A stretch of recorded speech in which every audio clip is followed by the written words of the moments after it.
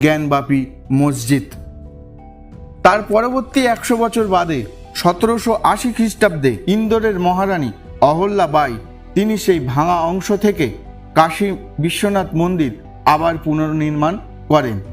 এখন যে কাশী বিশ্বনাথ মন্দির আমরা দেখতে পাই তা রানী অহল্যা বাইয়ের নির্মাণ করা।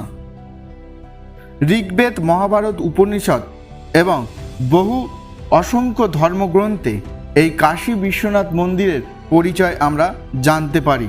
ধর্মগ্রন্থ এবং শাস্ত্র সমস্ত কিছু পর্যালোচনা করে জানা যায় এই মন্দির প্রায় 5000 বছর পুরনো।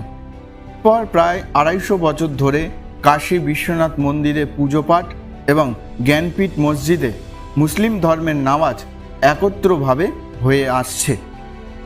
হিন্দু পক্ষ বহুবার দাবি করেছে যে এই জ্ঞানবাপী মসজিদে শিবলিঙ্গ আছে এবং